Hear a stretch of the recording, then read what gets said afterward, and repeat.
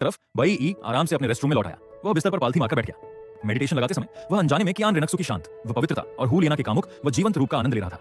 Angel और demon fox दोनों के अपने अपने अद्भुत आकर्षण थे। कुछ देर बाद उसने अपना मन शांत किया, सांसों को नियंत्रित किया और ध्यान की अवस्था में चला गया। एक तरफ वह आज रात की तीव्र भावनात्मक उतार चढ़ाव के कारण थोड़ी हलचल में आई अपनी सोल पावर को स्थिर कर रहा था, तो दूसरी तरफ ठंडे दिमाग से जोखिमों का आकलन कर रहा था और कल होने वाले संभावित तमाशे का इंतजार कर रहा था। संत महिला के मुख्य बेडरूम की रोशनी जल उठी थी, लेकिन फिर भी वह कमरे में छाई उदासी और अंधेरे को दबा नहीं पा रही थी। कियान रेनक्सू और हुलियाना पहले ही हाथ मुंह धो चुकी थी। उनकी भौहों के बीच की उदासी, आंखों में लालिमा और चेहरे की न छुपने वाली ठंडी भावनाएं, ये सभी इस बात का सबूत थी कि वे अभी एक भयानक सपने से गुजरी हैं। दोनों की आंखों में जटिल भाव थे। सन्नाटे में अब पुरानी दुश्मनी और प्रतिस्पर्धा नहीं बची थी, केवल एक भारी बोझ और दर्द था। थोड़ी देर बाद हुलियाना ने सबसे पहले इस खामोशी को तोड़ा। उसकी आवाज बैठी हुई और भारी थी। शिक्षक ने मुझे बार-बार सावधान रहने की चेतावनी दी थी और उनके चेहरे पर हमेशा एक गहरी उदासी और गुस्सा रहता था। मुझे अब जाकर समझ आया कि ऐसा क्यों था। कियान रेनक्सू की बैंगनी आंखें सिकुड़ गईं। सारे सुराग तुरंत एक दूसरे से जुड़ गए। उसकी आवाज हड्डी तक जमा देने वाली ठंडी थी। क्या उनके साथ भी यही सब हुआ था?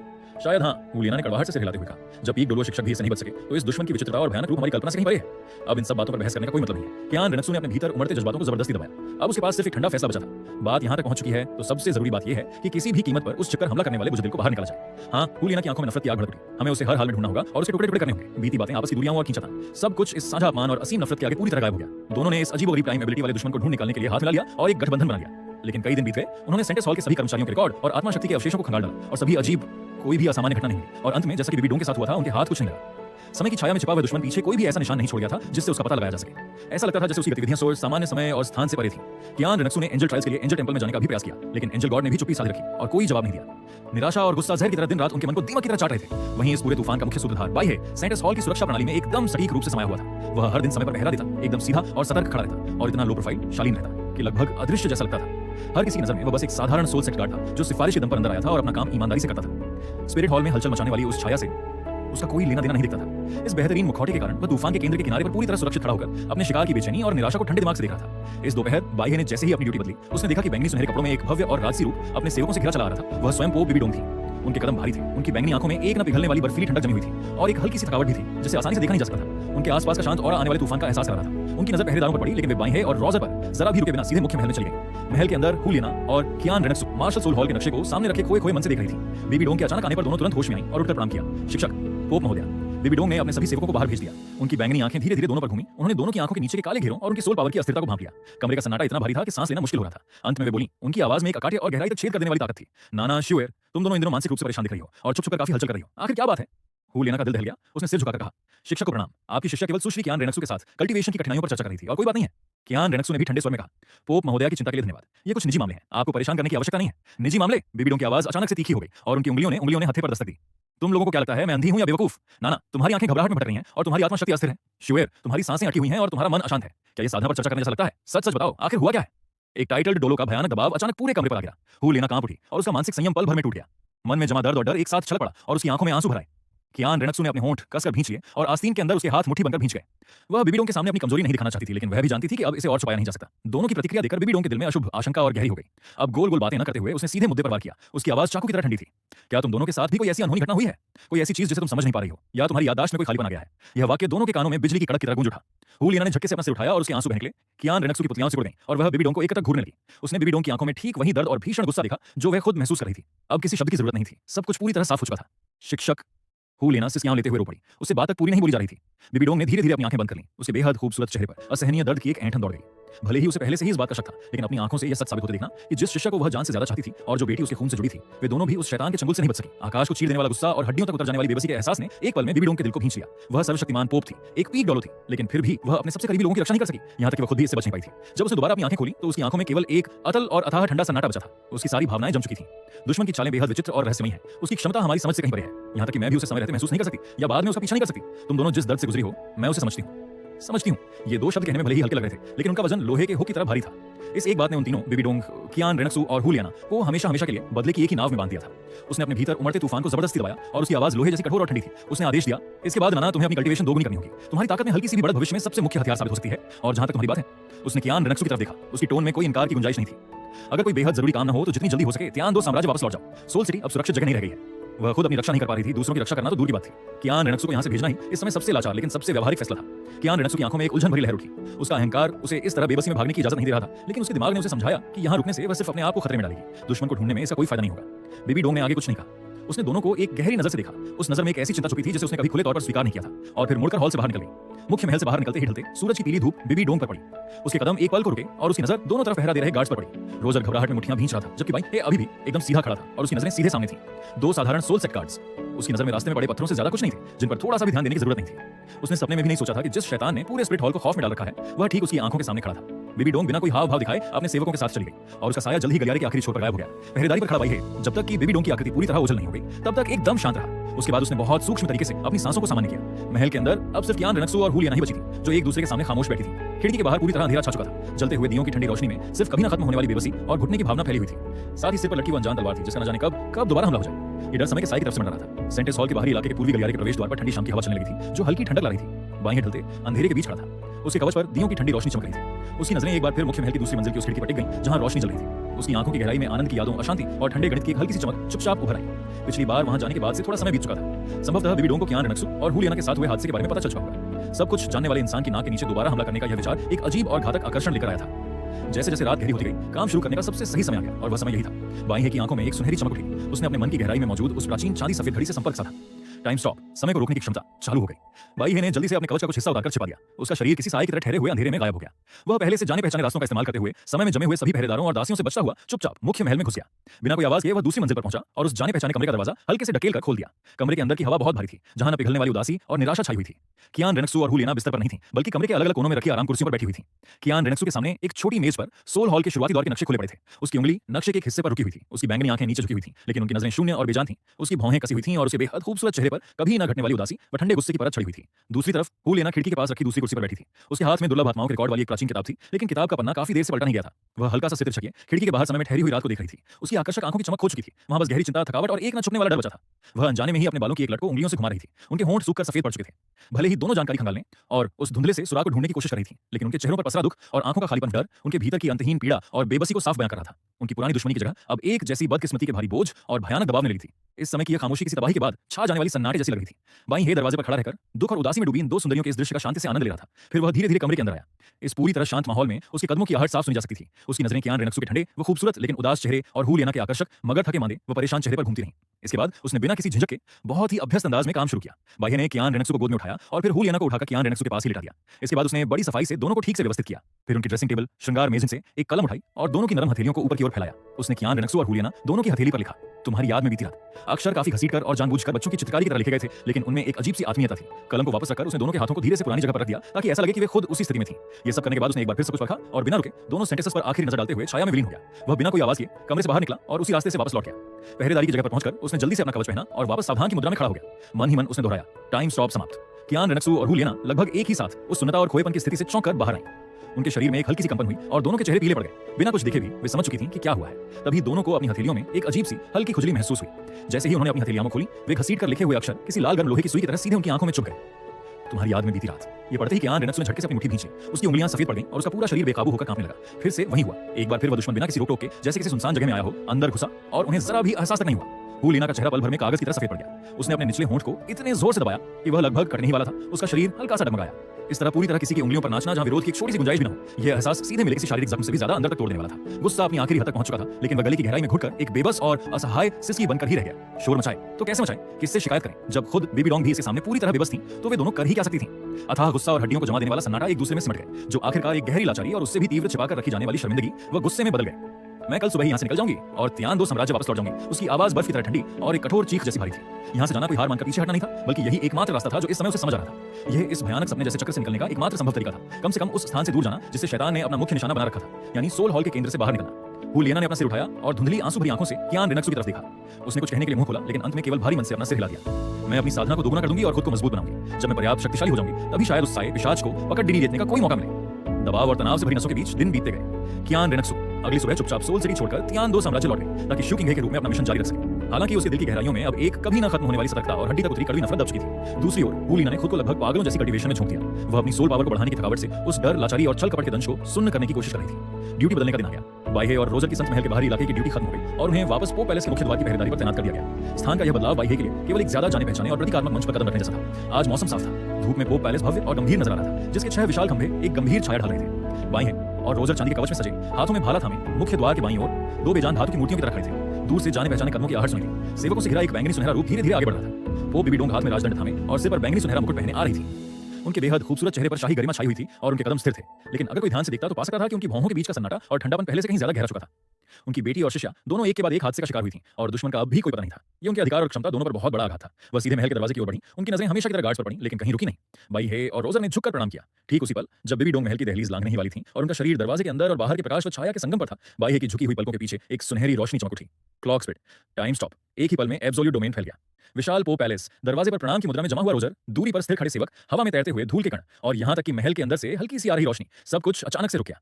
पूरे माहौल के रंग मध्यम पड़कर स्लेटी हो गए। इस पूरी तरह से जमी हुई टाइम डोमेन में केवल बाई हे ही एकमात्र स्वामी था। उसने तेजी से अपने कवच का कुछ हिस्सा उतारा, तेज कदमों से आगे बढ़ा और बेबी डोंग के ठीक सामने आ खड़ा हुआ, जो कदम बढ़ाने की मुद्रा में समय के साथ जम चुकी थी। इतने पास से एक बार फिर अधिकार, गरिमा और अद्वितीय सुंदरता से भरे इस चेहरे को देखते हुए भले ही समय रुका हुआ था, फिर भी बेबी डोंग का दबाने वाला ऑरा अभी महसूस हो रहा था। लेकिन इस पल वह बाई हे के टाइम स्टॉप क्षेत्र में केवल एक पूर्ण और सुंदर मूर्ति मात्र थी। बाई हे ने बड़ी नजाकत से हाथ बढ़ाया। उसने बेबी डोंग की पतली लेकिन भयानक शक्ति से भरी कमर में हाथ डाला और दूसरे हाथ से पैरों के पीछे सहारा दिया। हल्के से जोर के साथ उसने सोल हॉल की इस सर्वोच्च और परम पोप को अपनी बाहों में उठा लिया। बैंगनी सुनहरे पोप के लिबास का स्पर्श रेशमी और ठंडा था, जिससे एक जानी पहचानी गरिमा और शीतलता से भरी खुशबू आ रही थी। वह बेबी डोंग को अपनी बाहों में उठाए मुड़ा और धीरे धीरे एक एक कदम बढ़ाते हुए उस ओर चल पड़ा जो सोल हॉल के सबसे उच्च अधिकार का प्रतीक मानी जाने वाली सीढ़ियों पर चढ़ने लगा। वह हॉल की गहराइयों में सबसे ऊंचाई पर स्थित पोप के सिंहासन की ओर बढ़ा। सिंहासन विशाल था, जिसमें कीमती रत्न जड़े थे और गहरे बैंगनी रंग का मखमली गद्दा बिछा हुआ था। बाई हे ने अपनी बाहों में मौजूद इस परम आदरणीय शरीर को नीचे रखा ताकि वह सीधे सिंहासन के बीचों बीच बैठ सके। राजदंड अब भी उनके जमे हुए हाथ में ढीला सा थमा हुआ था और मुकुट हल्का सा तिरछा था। वे सिंहासन पर बैठने की एक ऐसी मुद्रा में थी जो पूरी तरह से स्वाभाविक लग रही थी और सिंहासन के अधिकार को दर्शा रही थी। इसके बाद उसने अपने हाथ आगे बढ़ाए और बेबी डोंग की कमर को हल्के से घेरते हुए उन्हें अपनी ओर खींचा ताकि वह अत्यंत सम्मानित और कोमल शरीर उसकी बाहों से सट जाए। इतने पास से वह इस बेमिसाल खूबसूरत चेहरे को जी भरकर निहार सकता था। बैंगनी सुनहरे मुकुट के नीचे हल्के बैंगनी लंबे बाल झरने की तरह ढले हुए थे, जिनकी कुछ लटें उनके संगमरमर से सफेद चेहरे को छू रही थीं। घनी और लंबी पलकें आंखों पर हल्की छाया डाल रही थीं। एक तीखी नाक और सही आकार के होंठ थे। समय के रुक जाने पर भी यह चेहरा दिल थमा देने वाली सुंदरता और सांसें रोक देने वाली गरिमा बिखेर रहा था। बाई की नजरें उन पर ठहरी रहीं। उसने उंगलियों से उनके चिकने जबड़े की रेखा को छुआ और उस काल्पनिक मखमली एहसास को महसूस किया। वह पोप के उस सिंहासन पर काफी देर तक बैठा रहा, जिसके बाद इस दीवानेपन से थोड़ा होश में आया। वाकई अद्भुत सुंदरता है। बाई ने कुछ देर और इस दृश्य का लुत्फ उठाया और फिर एक कलम निकालकर बेबी डोंग की हथेली पर कुछ शब्द लिखे। तुम मेरी हो। लिखने के बाद उसने कलम हटा ली और बेबी डोंग के हाथ को पुरानी स्थिति में छोड़ दिया। उसने इस सुनसान भव्य और मानो समय की भूली हुई दुनिया जैसी हवेली को चारों ओर से देखा। उसने एक गहरी सांस ली, जैसे इस पूरे सिंहासन पर अकेले हुकूमत करने के एहसास को अपने मन में हमेशा के लिए दर्ज कर लेना चाहता हो। इसके बाद उसने और वक्त बर्बाद नहीं किया। एक बेहद सतर्क साई की तरह वह तेजी से और बिना कोई आहट किए उस ऊंचे मंच से नीचे उतरा, ठहरे हुए हॉल को पार करता हुआ मुख्य द्वार की ओर बढ़ा। अपनी पहरेदारी की जगह पर पहुंचकर उसने कवच पहना और वापस सावधान की मुद्रा में खड़ा हो गया। जैसे ही उसका शरीर स्थिर हुआ, टाइम स्टॉप समाप्त हो गया। दुनिया के पहिए एक बार फिर से घूमने लगे। हवा की सरसराहट, दूर से आती हलचल और गश्त दल की पच्चाप तुरंत कानों में गूंज उठी। पास खड़ा रोजर बिना कुछ समझे अपनी खड़े रहने की मुद्रा को हल्का सा ठीक कर रहा था, मानो कुछ पल के लिए बस उसका ध्यान भटक गया हो। वो पैलेस के अंदर सिंहासन पर बैठी बेबी डोंग के शरीर में एक बहुत ही सूक्ष्म कंपन हुआ और उन्हें एक पल के लिए सिर चकराने का एहसास हुआ। उनके दिमाग में एक एहसास कौंध गया, मानो उनकी सोच को किसी अनदेखे हाथ ने हल्के से छेड़ दिया हो और अगले ही पल सब कुछ फिर से सामान्य हो गया हो। उन्होंने अपनी भौहें सिकोड़ी। यह अनिर्वचनीय, शब्दों से परे और बहुत ही सूक्ष्म मेमोरी गैप, याददाश्त का कट जाना एक बार फिर से उभर आया था। उनकी शक्तिशाली मेंटल पावर अनजाने में पिघले हुए पारे की तरह पूरे महल में बिना किसी रुकावट के फैल गई। उनकी सोल पावर का एहसास अपनी चरम सीमा पर पहुंच गया था। उनकी बैंगनी आंखें बाज की तरह तेज थीं, जो महल के हर एक कोने और हवा की हर एक सरसराहट को बारीक नजर से खंगाल रही थीं। लेकिन कुछ नहीं था, हमेशा की तरह कुछ भी नहीं मिला। न तो कोई अनजान आत्मा शक्ति का अवशेष था, न कोई अंतरिक्षीय हलचल और न ही किसी के जबरन घुसने का कोई निशान। सब कुछ सामान्य था, शांत, गंभीर और भव्य। तभी उन्होंने झटके से अपनी हथेली खोली, एकदम ताजा, मानो अभी अभी लिखी गई और हल्की सी गीली घसीट कर लिखी हुई इबारत किसी सबसे खतरनाक और जहरीले श्राप की तरह सीधे उनकी आंखों में चुभी। तुम अभी मेरी ही हो। धड़ाम, आकाश को चीर देने वाला भयानक गुस्सा, चरम स्तर की जिल्लत और हड्डियों की गहराई तक समा जाने वाली ठंडी नफरत की तूफानी बवंडर ने बेबी डोंग के संयम की हर दीवार को पल भर में तोड़कर ढा दिया। उनके पूरे शरीर से गहरे बैंगनी काले रंग की भयानक सोल पावर बेकाबू होकर भयानक धमाके के साथ फट पड़ी। एक भयानक तूफानी हवा उनके शरीर को केंद्र बनाकर पूरे महल में फैल गई। सिंहासन के पीछे लगे भारी पर्दे फटकर चिथड़े चिथड़े हो गए। फर्श के चमकदार संगमरमर में दरारें आ गईं और हवा का दबाव इतना बढ़ गया कि वह मानो चीखने लगी। हरामी, अनंत किलिंग इंटेंट और भीषण गुस्से से भरी एक चीख उनके गले से फूटी, जिससे महल की छत थरथरा उठी। वह बेहद खूबसूरत चेहरा असीम गुस्से के कारण विकृत हो गया था और उनकी बैंगनी आंखों में लाल चमक पागलों की तरह कौंध रही थी, मानो वे सामने मौजूद हर चीज को जलाकर भस्म कर देना चाहती हूं। वह हिम्मत कैसे कर सकता है? उसकी इतनी हिम्मत कि वह दोबारा पोप पैलेस के अंदर घुस आया। अथाह गुस्से के बाद अब हड्डियों को जमा देने वाली बेबसी और खौफ फैला हुआ था। बेबी डोंग अपनी हथेली पर लिखे उन शब्दों को एक तक घूर रही थी, मानो अपनी नजरों से ही उन्हें जलाकर राख कर देना चाहती हूं। काफी देर बाद उन्होंने अपनी पूरी ताकत लगाकर खुद को बेकाबू होती सोल पावर को शांत करने पर मजबूर किया, लेकिन फिर भी उनकी छाती तेजी से ऊपर नीचे हो रही थी। उनकी उंगलियों के नाखून हथेली में इतनी गहराई तक गड़ गए कि उंगलियों के बीच से खून की बूंदें रिसकर टपकने लगी, जिससे उनके शाही पोशाक पर गहरे रंग के धब्बे बनने लगे। वह इसका ढिंढोरा नहीं पीट सकती थी। वह अभी भी किसी से कुछ नहीं कह सकती थी। जब उन्हें यही नहीं पता था कि दुश्मन कौन है और उसने ये सब कैसे किया, तो ढिंढोरा पीटने से पूरे स्पिरिट हॉल में सिर्फ दहशत फैलेगी और उनकी पहले से ही चोटिल प्रतिष्ठा पूरी तरह से मिट्टी में मिल जाएगी। इसके अलावा इसका कोई फायदा नहीं था। सोल हॉल के अंदर छुपकर बहती इस अंधी धारा खौफ के बीच एक महीना बीत गया। गार्ड्स कैंप के एक शांत कोने में डिप्टी कैप्टन रेमंड ने बाई हे को रोका और सीधे मुद्दे पर आते हुए अपनी उंगलियां रगड़ी। तुम्हारा 1 महीने का ट्रायल पीरियड खत्म हो चुका है। अगर यहाँ टिकना चाहते हो तो नियम समझने होंगे। उसने उंगलियों से जो इशारा किया वो एक अच्छी खासी सोल कॉइंस की रकम का प्रतीक था, लेकिन बाई हे ने केवल अपने चेहरे पर लाचारी दिखाई, आ भरी और सिर हिला दिया। कैप्टन, यहाँ अंदर आने के लिए मैं अपना सब कुछ पहले ही लुटा चुका हूँ। मेरे पास बिल्कुल पैसे नहीं बचे हैं। लगता है गार्ड्स टीम के साथ मेरा रिश्ता यहीं तक था। रेमंड ने देखा कि उसका चेहरा झूठ नहीं बोल रहा है, तो उसने आगे माथापच्ची करना बेकार समझा और ठंडे स्वर में कहा, अगर ऐसा है तो हैंडओवर पूरा करो और निकल जाओ। बाई हे ने सम्मानपूर्वक प्रणाम किया। उसके चेहरे पर निराशा का बिल्कुल सही और सटीक नाटक झलक रहा था, लेकिन जैसे ही वो मुड़ा, उसकी आंखों की गहराई में केवल एक बर्फीला सन्नाटा और उदासीनता बची थी। 1 महीने के भीतर उसका मकसद पहले ही सीमा से ज्यादा पूरा हो चुका था। अब बेबी डोंग की सतर्कता अपने चरम स्तर पर पहुंच चुकी थी और सोल हॉल पूरे शहर में कड़ी तलाशी ले रहा था। यहाँ और रुके रहना केवल बिना बात के जोखिम बढ़ाने जैसा होता। I sent fire yin yang well की अलौकिक इमॉर्टल हर्ब्स, जू जुकिंग और निंग रोंग रोंग जैसी लड़कियां, ये सब उसके अगले निशाने थे। बाई ने बड़ी सफाई से शाम तक अपनी नौकरी छोड़ने, इस्तीफे की कागजी कार्रवाई पूरी की। उसने गार्ड्स वाला कवच उतारा, साधारण कपड़े पहने और बिना कोई आहट किए सोल हॉल के अंदरूनी शहर से बाहर निकल आया। उसने मुड़कर बादलों को छूते हुए विशाल पो पैलेस को देखा और उसके होंठों पर एक ठंडी मुस्कान तैर गई। बेबी डोंग, हूलियाना, अगली मुलाकात में मैं तुम्हारे लिए इससे भी बड़ा सरप्राइज तैयार रखूंगा। मुड़कर वह लोगों की भीड़ में गायब हो गया। सबसे पहले उसने बाहरी शहर से राशन, सूखा भोजन, इलाज की दवाइयां और जंगल में इस्तेमाल होने वाला जरूरी सामान जुटाया। इसके बाद उसने एक घोड़ा गाड़ी किराए पर ली और सीधे तियान दो साम्राज्य की ओर निकल पड़ा। उत्तर दिशा की ओर बढ़ते हुए उसने पूरे रास्ते बहुत ही साधारण और लो प्रोफाइल व्यवहार रखा। वह सिर्फ अपनी बग्घी के अंदर बैठकर ध्यान लगाकर साधना करता रहा। रास्ते में अगर कभी कोई आवारा सोल बीस्ट सामने आ भी जाता तो वह उसे छुटकी बजाते ही निपटा देता। उसने कभी अपनी असली ताकत उजागर नहीं होने दी। और ठीक उसी समय जब वह सोल सिटी छोड़कर जा रहा था, वो पैलेस के अंदर बैठी बेबी डोंग का हाथ अचानक से रुका। पूरे 1 महीने तक लगातार छानबीन करने के बाद जिस घूरने वाली बर्फीली नजर और घुटने वाले दबाव ने उन्हें घेर रखा था, वह अचानक से कम हो गया था। उनकी बैंगनी आंखें सिकुड़ गईं और उनका मन गहरी सतर्कता से भर गया। क्या वह शैतान यहाँ से चला गया है या फिर ये किसी नई साजिश की शुरुआत है? यह अचानक से मिली राहत उल्टे उनके शक और खौफ को चरम सीमा पर ले गई। इसी बीच संत महल में मौजूद हुलियाना को भी लगा कि पिछले 1 महीने से उसके दिल पर रखा हुआ भारी पत्थर हल्का सा खिसक गया है। वह साई की तरफ पीछा करने वाली ठंडी नफरत अब कमजोर पड़ चुकी थी। वह डर से सहमी हुई थी और इस बारे में गहराई से सोचने की हिम्मत तक नहीं जुटा पा रही थी। वह बस पागलों की तरह कल्टीवेशन में जुटी रही, क्योंकि केवल ताकत ही उसे थोड़ी बहुत सुरक्षा का एहसास दिला सकती थी। वे दोनों सपने में भी नहीं सोच सकती थी कि जिस बदलाव से वे सहमी हुई थी, उसकी सीधी सी वजह यह थी कि उन्हें इस कभी न खत्म होने वाले बुरे सपने में धकेलने वाला असली गुनहगार सोल सिटी को पूरी तरह से छोड़कर जा चुका था। और यहाँ तक कि फिलहाल उसका उनसे ध्यान हट चुका था। जब तक वे दोनों इस सच को समझ पाती तब तक बहुत देर हो चुकी होती। आधे महीने से ज्यादा समय तक घोड़ा गाड़ी का थका देने वाला सफर तय करने के बाद बाई ने आखिरकार तियान दो साम्राज्य की राजधानी तियान दो शहर में कदम रखा। बाई काफी दिलचस्पी के साथ इस अनजान और शानदार राजधानी को निहार रहा था और अपने ठहरने का ठिकाना आगे के प्लान तैयार कर रहा था। तभी आगे वाली सड़क के मोड़ पर थके मांदे और धूल से सने हुए लोगों के एक समूह ने उसका ध्यान अपनी ओर खींचा। वे लगभग 10-12 लोग थे, जिनमें पुरुष और महिलाएं दोनों शामिल थे। उनमें से ज्यादातर के चेहरों पर निराशा और उदासी छाई हुई थी। वे काफी उदास और निराश दिख रहे थे। उनके समूह के आगे चश्मा पहने हुए एक अधेड़ उम्र का आदमी चल रहा था, जो चलते चलते अपने पास खड़े एक सख्त चेहरे वाले अधेड़ व्यक्ति से दबी आवाज में शिकायत कर रहा था। पीछे की कतार में एक अहंकारी चेहरे वाला सुनहरे बालों वाला युवक चल रहा था और उसके पास एक लाल बालों वाला मोटा लड़का अपना पेट सहलाते हुए इधर उधर देख रहा था। एक शांत, ठंडे मिजाज और आकर्षक शरीर वाली काले बालों वाली लड़की बिना किसी हाव भाव के चल रही थी। उसके पास नीली और गुलाबी पोशाक में 2 बेहद खूबसूरत लड़कियां थीं। बाकी के कुछ अन्य लोग भी थोड़े जाने पहचाने लग रहे थे। ये रूप रंग और लोगों का यह अनोखा समूह बाई की आंखें हल्की सी सिकुड़ गईं। श्रेक एकेडमी, उनके इस थके मांदे और गिरे हुए हौसले वाले चेहरे को देखकर और इस समय को मिलाकर उसने तुरंत अंदाजा लगा लिया कि वे अभी तियान दो रॉयल एकेडमी से अपमानित होकर लौट रहे हैं। मूल कहानी के अनुसार इसके आगे वे लैंडबा एकेडमी का शिक्षक भर्ती विज्ञापन देखेंगे, जिससे आगे चलकर लियो एलोंग की कहानी जुड़ेगी और आखिरकार श्लेक एकेडमी का विलय लैंडबा एकेडमी में हो जाएगा और उसका नाम बदलकर फिर से श्लेक एकेडमी रख दिया जाएगा। क्या कहानी यहाँ तक पहुंच चुकी है? बाई ने मन ही मन सोचा। उसकी नजर नीले बालों वाले लड़के तांग सांड और उसके पास खड़ी शियाओ वो पर पड़ी। इसका सीधा सा मतलब था कि कई मुख्य घटनाओं का समय अब तय हो चुका है, जैसे कि कुछ समय बाद होने वाला all continent advanced soul master academy elite tournament और दुगुबो का तांग सांड पर हमला करके उसे सनसेट फॉरेस्ट की I sent fire yin yang well में ले जाना। दुगुबो, बाई की आंखों में एक सुनहरी चमक कौंध गई। तियान दो शहर आने का उसका सबसे मुख्य मकसद ice and fire yin yang well के अंदर मौजूद अलौकिक इमॉर्टल हर्ब्स थी। कुदरत का यह अनोखा खजाना उसकी सोल पावर को बहुत तेजी से बढ़ा सकता था, उसकी क्षमताओं को निखार सकता था और तेजी से शक्तिशाली बनने का सबसे मुख्य शॉर्टकट था। और उस अलौकिक जड़ी बूटियों की जगह के बारे में फिलहाल सिर्फ दुगुबो को ही पता था। श्लेख एकेडमी के लोगों को देखते ही बाई समझ गया कि उसके पास अब ज्यादा वक्त नहीं बचा है। उसे हर हाल में उनसे एक कदम आगे रहना होगा। कोचवान सराय मत जाओ, बाई ने गाड़ी का पर्दा हटाया और आगे बैठे चालक से कहा, सीधे शहर के पूर्वी हिस्से की तरफ चलो। जी हुजूर, ड्राइवर ने जवाब दिया और घोड़ा गाड़ी का रुख मोड़ दिया। बाई ने पर्दा वापस गिरा दिया और बग्घी के अंदर बैठ गया। तियान दो शहर का पूर्वी क्षेत्र शहर के मुख्य शाही हिस्से और हलचल भरे व्यापारिक इलाकों के शोर शराबे की तुलना में काफी शांत और सुंदर था। यहाँ ज्यादातर रईसों की हवेलियां, उच्च स्तरीय सोल मास्टर्स के निवास और कुछ शांत वीआईपी क्लब थे। दुगु फैमिली तियान दो साम्राज्य का एक पुराना और प्रसिद्ध रईस घराना था। साथ ही परिवार में एक टाइटल्ड डॉलो की मौजूदगी के कारण उनका नाम और दबदबा काफी बड़ा था। बाई को दुगु परिवार की हवेली का पता लगाने में कोई खास मशक्कत नहीं करनी पड़ी। उसे पता था कि जब हाथ में समय को रोकने की जादुई शक्ति हो तो इंसान दुनिया में कहीं भी बेफिक्र होकर जा सकता है। जहर के लिए मशहूर इस टाइटल डॉलो दुगुबो का सामना करने में बाई को आम सोल मास्टर्स की तरह कोई डर या घबराहट महसूस नहीं हो रही थी। कुछ ही देर में एक विशाल इलाके में फैली और ऊंची दीवारों वाली हवेली उसके सामने थी। हवेली का लाल रंग का विशाल मुख्य दरवाजा कसकर बंद था और दरवाजे के ऊपर सोने की नक्काशी वाली दुगु पैलेस की तख्ती लटकी हुई थी। दरवाजे के दोनों तरफ बने खतरनाक प्राचीन जीवों के पत्थर के बुत हल्का सा दबाव बना रहे थे, जो इस परिवार की गहरी साख और ताकत को बयां कर रहे थे। दरवाजे पर तेज नजर वाले गार्ड्स पहरा दे रहे थे, जो सभी सोल वेनरेबल स्तर की साधना वाले थे। इससे साफ पता चलता था कि दुगु परिवार का बाहरी आवरण भी आम नहीं था। बाई ने अपने कपड़े ठीक किए और शांत कदमों से आगे बढ़ा। रुक जाओ, ये दुगु परिवार की हवेली है, फालतू लोगों का अंदर जाना सख्त मना है। एक गार्ड ने एक कदम आगे बढ़ाते हुए कड़क आवाज में टोका और बाई को परखने वाली नजरों से देखने लगा। बाई ने किसी भी संप्रदाय या हॉल का बिल्ला नहीं पहन रखा था। वह एक साधारण युवा सोल मास्टर जैसा दिख रहा था, लेकिन उसका शांत और गंभीर अंदाज ऐसा था जिसे नजरअंदाज करना मुश्किल था।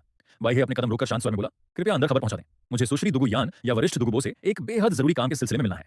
गार्ड ने भौहें सिकोड़ी। तुम कौन हो? यान सुश्री या हमारे मालिक से तुम्हें क्या काम है? अगर तुम्हारे पास कोई औपचारिक निमंत्रण पत्र या ठोस वजह नहीं है तो हम तुम्हें अंदर नहीं जाने दे सकते। दुगुबो का स्वभाव अखड़ और एकांत प्रिय था और दुगु यान भी जमाने की लाडली थी। हर कोई उनसे ऐसे ही आसानी से नहीं मिल सकता था, लेकिन कुछ देर सोचने के बाद गार्ड ने अंदर जाकर खबर देना ही बेहतर समझा। तुम यहीं इंतजार करो, इधर उधर मत भटकना, उसने हिदायत दी और तेजी से अंदर खबर पहुंचाने चला गया। इंतजार का समय ज्यादा लंबा नहीं था। जाहिर है कि बाई द्वारा दिया गया संदेश काफी चौंकाने वाला था। कुछ ही देर में हवेली का दरवाजा फिर से खुला। वहीं गार्ड वापस आया और एक तरफ हटते हुए बोला, सुश्री यान ने तुम्हें अंदर बुलाया है, मेरे पीछे आओ। बाई गार्ड के पीछे पीछे भव्य आंगन को पार करता हुआ एक गुप्त रास्ते से होकर एक बेहद सुंदर और हरे भरे हिस्से की ओर बढ़ गया। विभिन्न प्रकार के अजीब और अनोखे पेड़ पौधों तथा फूलों से भरे एक छोटे हॉल की ओर बढ़ा। हॉल के अंदर एक हल्की पेड़ पौधों की महक के साथ एक सूक्ष्म सी अजीब गंध फैली हुई थी। जैसे ही वह हॉल में आकर खड़ा हुआ, उसे अंदर के कमरे से तेजी से आते हुए लेकिन हल्के कदमों की आहट सुनाई दी। अगले ही पल एक लंबा और बेहद आकर्षक शरीर दरवाजे पर दिखाई दिया और अंदर दाखिल हुआ। बाई ने नजर उठाकर देखा और उसकी आंखों में भी तारीफ की एक हल्की सी चमक कौंध गई। आने वाली लड़की और कोई नहीं बल्कि दुगु यान थी। वह लगभग 18-19 साल की लग रही थी। उसका कद लंबा और शारीरिक बनावट बहुत ही शानदार थी। गहरे हरे रंग की एक कसी हुई पोशाक में उसके सुडौल शरीर का उभार साफ छलक रहा था। उसकी त्वचा चिकनी और गोरी थी और चेहरे की नैन नक्श तीखी व खूबसूरत थी। उसकी पतली भौहें ऊपर की ओर उठी हुई थीं, जिनमें एक अजीब सी जिद और चालाकी झलकती थी। उसकी आंखें गहरे बैंगनी रंग की थीं, मानो कोई बेहतरीन बैंगनी क्रिस्टल हो। उसकी नशीली नजरों के झोंके में एक तरफ जहां एक नवयुवती की चंचलता थी, वहीं लंबे समय तक जहर के साथ रहने और एक कंट्रोल टाइप सोल मास्टर होने के कारण उसके भीतर एक अनोखा, खतरनाक और कातिलाना आकर्षण व नियंत्रण का एहसास भरा हुआ था, जो सीधे दिल पर वार करता था। इस समय दुगुयान भी बाह्य को परख रही थी। सामने खड़ा युवक उसे उम्र में कोई बहुत बड़ा नहीं लग रहा था। वह ठीक-ठाक सुंदर था, उसका मिजाज शांत और गंभीर था, लेकिन कोई बहुत खास या असाधारण नहीं दिखता था। और यही वह इंसान था जिसने इतनी बड़ी डींग हाँकने की हिम्मत की थी। क्या तुम ही वो इंसान हो जिसने कहा कि तुम्हारे पास हमारे परिवार के सोल पॉइजन का इलाज करने का तरीका है? दुगुयान ने नौकरों को बाहर भेज दिया। अब हॉल में केवल वे दोनों ही बचे थे। उसने सीधे मुद्दे पर आते हुए कहा, क्या तुम जानते हो, बिना सोचे समझे झूठ बोलने और मेरे दुगु परिवार का मजाक उड़ाने का अंजाम क्या होता है? बाह्य ने उसकी नजरों में नजरें डाली। उसके चेहरे पर कोई बदलाव नहीं आया और उसने बेहद शांत अंदाज में कहा, सुश्री दुगु, मेरा नाम बाह्य है। अगर मेरे पास थोड़ा बहुत भरोसा ना होता तो मैं आपके दरवाजे पर आकर गुस्ताखी करने की हिम्मत कभी न करता। जेड फांग स्नेक के जहर का उल्टा असर हर बार बारिश के मौसम में सोल पावर का ज्यादा इस्तेमाल करने पर हड्डियों के अंदर चींटियों के काटने जैसा जानलेवा दर्द देता है। गंभीर मामलों में यह जानलेवा साबित होता है और जैसे जैसे साधना स्लैश ताकत बढ़ती है, यह दर्द और ज्यादा भयानक होता जाता है। क्या मैंने जो कहा वह सच नहीं है? उसने मूल कहानी के अपने ज्ञान के आधार पर जेड फांग स्नेक के जहर के लक्षणों को एकदम सटीक शब्दों में बयान कर दिया। तुम्हें ये सब कैसे पता? दुगुयान एक कदम आगे बढ़ी, उसकी बैंगनी आंखें कसकर बाएं पर टिक गईं। तुम्हें ये सब कैसे पता चला और तुम किस आधार पर कह रहे हो कि तुम्हारे पास इसका इलाज है? मुझे ये कैसे पता चला, ये फिलहाल बताना मेरे लिए मुमकिन नहीं है। बाह्य ने सिर हिलाते हुए उसकी बात टाल दी और उल्टा सवाल पूछा, क्या वरिष्ठ दुगुबो इस वक्त हवेली में मौजूद है? इस विषय पर उनसे सीधे बात करना ज्यादा बेहतर रहेगा। उसे दुगुबो से मिलने की जरूरत थी, या कम से कम उनके ठिकाने का पता लगाना था। Ice and fire yin yang well का सटीक स्थान और वहां अंदर जाने का रास्ता ही उसका असली मकसद था। जहर के उल्टे असर का इलाज तो केवल एक चारा और सौदेबाजी का हथियार था। दुगुयान ने भौहें सिकुड़ी। दादाजी निमंत्रण पर तियान-दो रॉयल एकेडमी गए हुए हैं और अभी लौटे नहीं हैं। अगर तुम्हारी सच में मदद करने की नियत है तो बेहतर होगा कि तुम वह तरीका पहले मुझे बताओ। अगर वह सच में असरदार रहा तो हमारा दुगु परिवार तुम्हें बहुत बड़ा इनाम देगा, लेकिन अगर यह सिर्फ हवा-हवाई बातें हुई। उसने अपना आधा वाक्य अधूरा छोड़ दिया, लेकिन उसकी आंखों की बर्फीली चमक ने सब कुछ साफ बयां कर दिया। बाह्य ने शांत नजरों से दुगुयान की ओर देखा और उसकी आवाज में एक अटल भरोसा था। यह मामला बेहद गंभीर है। मैं यहाँ इंतजार करने के लिए तैयार हूं, लेकिन सुश्री दुगु से गुजारिश है कि वे जल्द से जल्द किसी को भेजकर वरिष्ठ दुगुबो को वापस बुला लें। देरी होने पर हालात बिगड़ सकते हैं। सामने वाले इंसान की यह शांति और जिद देखकर लगा कि वह कोई हवा में बातें करने वाला शख्स नहीं है। वह खुद भी अपने और अपने दादाजी के जहर की समस्या को सुलझाने के लिए उतावली थी। बाह्य का ऐसा रूप देखकर उसने थोड़ा विचार किया और तुरंत एक भरोसेमंद गार्ड को बुलाया। ध्यान दो, रॉयल एकेडमी जाओ और दादाजी को फौरन हवेली लौटने के लिए कहो। उनसे कहना कि एक बहुत जरूरी काम है जो हमारी आत्मा शक्ति के स्रोत से जुड़ा है। उसने आखिरी शब्दों पर खास जोर दिया। गार्ड ने हुक्म माना और तेजी से बाहर निकल गया। शायद बाह्य द्वारा उठाया गया मुद्दा सीधे उनके परिवार के सबसे बड़े दर्द से जुड़ा था, या फिर शायद माहौल की अजीब खामोशी को दूर करने के लिए बातों की जरूरत थी। दुगुयान हॉल छोड़कर तुरंत बाहर नहीं गई। इसके बजाय उसने नौकरों को चाय नाश्ता पेश करने का इशारा किया और खुद मुख्य सीट पर बैठकर बाह्य से छिटपुट बातें करने लगी। बातचीत का दायरा मुख्य रूप से सोल मास्टर्स की कल्टीवेशन और आत्मा शक्ति की विशेषताओं के आसपास घूमता रहा। कभी-कभी वह चालाकी से बाह्य की पहचान और उसके तथाकथित इलाज के तरीके का सुराग लगाने की कोशिश करती। बाह्य ने बड़ी कुशलता से हर बात का जवाब दिया। उसने न तो अपनी पहचान उजागर की और न ही बात बिगड़ने दी, साथ ही अपना गहरा ज्ञान दिखाकर उसे प्रभावित भी किया। इससे दुगुयान के दिल में शक और उत्सुकता का मिला-जुला भाव और गहरा हो गया। इंतजार का वक्त उम्मीद से कहीं ज्यादा छोटा निकला, जिससे साफ था कि गार्ड मामले की गंभीरता को अच्छी तरह समझता था और बहुत तेजी से गया था। वहीं आत्मा शक्ति के स्रोत से जुड़ी खबर मिलते ही दुगुबो ने भी एक पल की देरी नहीं की। लगभग आधे घंटे बाद हॉल के बाहर से तेजी से आते कदमों की आहट सुनाई दी, जिसके साथ एक अदृश्य और त्वचा में सिहरन पैदा कर देने वाली बर्फीली ठंडक महसूस हुई। पर्दा हटा और एक आकृति लंबे-लंबे कदम बढ़ाती हुई अंदर आई। आने वाला व्यक्ति दुबला पतला और भाले जैसा सीधा था। उसकी दाढ़ी और बाल गहरे हरे रंग के थे और आंखें हरे पन्ने की तरह तेजी से चमक रही थीं। उसका चेहरा इतना सख्त था कि चेहरे की मांसपेशियों में कोई हरकत महसूस नहीं हो रही थी। वह देखने में ही बहुत अजीब और खौफनाक लग रहा था। वह और कोई नहीं बल्कि पॉइजन डॉलो दुगुबो था। वह असल में तियान-दो रॉयल एकेडमी में था और मन ही मन इस फिराक में था कि किसी तरह मौका पाकर उस तांगसन नाम के लड़के को उठाकर ले जाए, ताकि यह पता लगा सके कि उसने उसकी पोती के जेड फांग स्नेक जहर का तोड़ कैसे निकाला। ऐसे समय में अचानक वापस बुलाए जाने से उसका मूड पहले से ही खराब था और उसका चेहरा इतना गंभीर व भयानक था कि उसे गुस्सा टपक रहा था। यान ऐसी क्या आफत आ गई थी? दुगुबो की आवाज बैठी हुई और धातु के टकराने जैसी तीखी थी। उसकी नजर पहले अपनी पोती पर पड़ी और फिर उसकी हरी पन्ने जैसी आंखें तेजी से हॉल में खड़े अनजान शख्स बाह्य पर टिक गईं। उसकी नजरें किसी नुकीले बर्फीले भाले जैसी थीं, जिनमें एक टाइटल्ड डॉलो का भयानक दबाव और सालों तक जहर के इस्तेमाल से जमी बर्फीली खौफनाक महक भरी हुई थी। अगर कोई साधारण सोल मास्टर इस तरह की नजर का सामना करता तो उसकी आत्मा वहीं कांप उठती। दादाजी, दुगुयान तुरंत उठी और तेजी से दुगुबो के पास जाकर दबी आवाज में बाह्य के आने का मकसद और उसके द्वारा जेड फांग स्नेक जहर के लक्षणों का एकदम सटीक ब्यौरा देने की बात बताने लगी। बात सुनने के बाद दुगुबो के कठोर चेहरे की खाल हल्की सी कांपी। उसकी हरी आंखें बाह्य पर टिक गईं और उसने गहरी बर्फीली आवाज में कहा, लड़के, क्या तुम ही हो? तुम कहते हो कि तुम्हारे पास हमारे परिवार के सोल जहर का इलाज है? उसकी आवाज में जरा सा भी छिपाव न रखते हुए शक और सीधे जान से मारने की धमकी साफ झलक रही थी। क्या तुम जानते हो, अगर तुमने इस मामले में मुझसे मजाक करने या मेरे दुगु परिवार का उल्लू बनाने की गुस्ताखी की तो तुम्हारा क्या अंजाम होगा? मैं तुम्हें दुनिया के हर जहर का मजा चखाऊंगा। तुम न तो जिंदा रह पाओगे और न ही तुम्हें मौत नसीब होगी। एक टाइटल्ड डॉलो का खौफ। हल के अंदर की हवा जैसे जम सी गई थी। तापमान अचानक गिर गया और पास खड़ी दुगुयान की भी सांसें थमने लगीं। लेकिन दबाव के मुख्य केंद्र में होने के बावजूद बाह्य का शरीर बस हल्का सा डगमगाया। उसने तुरंत ही अपनी पीठ सीधी की, चेहरे पर सामान्य भाव लाए और दुगुबो की उन खौफनाक हरी आंखों में बिना किसी डर के सीधे देखा। इस दृढ़ता और संयम को देखकर दुगुबो की आंखों में हैरानी की एक झलक कौन थी। ये लड़का अभी सिर्फ सोल सेंट के स्तर का ही है, फिर भी उसके दबाव के सामने इतना शांत कैसे रह सकता है?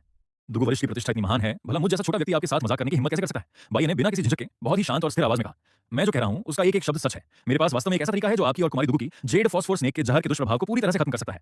ओह, दुगुबो ने अपनी आंखें सिकोड़ लीं, उनकी आंखों में हरी चमक कौंधने लगी। उनके परिवार के मार्शल सोल के जहर के दुष्प्रभाव की बात कभी बाहर लीक नहीं हुई थी, तो इस लड़के को यह बात कैसे पता चली? वह अब थोड़ा उत्सुक हो गया था। क्या तरीका है? बताओ, सुनकर देखता हूं। अगर यह सच में काम कर गया तो मैं तुम्हें निराश नहीं करूंगा। लेकिन बाह्य ने अपना सिर हिला दिया और सीधे अपनी शर्त सामने रख दी। तरीका मैं आपको दे सकता हूं और इस बात की एक 100% गारंटी है कि यह काम करेगा, लेकिन इसके बदले में आपको मेरी एक शर्त माननी होगी। बोलो, दुगुबो ने आंखें सिकोड़ते हुए कहा। उनके मन में चौकन्नापन आ गया था। यह लड़का वाकई इसका कोई ना कोई इरादा है। मैंने सुना है कि सनसेट फॉरेस्ट में वरिष्ठ की एक गुप्त जड़ी बूटियों की जगह है। बाह्य ने साफ शब्दों में कहा, मैं चाहता हूं कि आप मुझे वहां जाकर अपनी जरूरत की कुछ जड़ी बूटियां तोड़ने की अनुमति दें। ये सुनते ही दुगुबो का चेहरा बदल गया। वह जड़ी बूटियों का बगीचा उनका सबसे बड़ा रहस्य था और वही जगह थी जिसके सहारे वे अपने शरीर के जहर को दबाते थे। वह जहरीली तकनीकों पर शोध करते थे। खुद उनके और उनकी पोती के अलावा किसी तीसरे व्यक्ति को उसकी सटीक लोकेशन नहीं पता थी। तो फिर इस लड़के को इसके बारे में कहां से पता चला? दुगुबो के शरीर से निकलने वाली ठंडी और भयानक ऊर्जा अचानक कई गुना बढ़ गई और उनकी किल इंटेंट इतनी तेज हो गई कि लगभग ठोस महसूस होने लगी। तुम्हें उस बगीचे के बारे में कैसे पता चला? सच सच बताओ। उन्हें शक होने लगा था कि बाई एक किसी विरोधी ताकत का भेजा हुआ जासूस है। बाइलो अचानक बढ़े हुए उस भारी दबाव और खतरे के सामने भी बिल्कुल शांत रहा। उसके चेहरे का रंग तक नहीं बदला।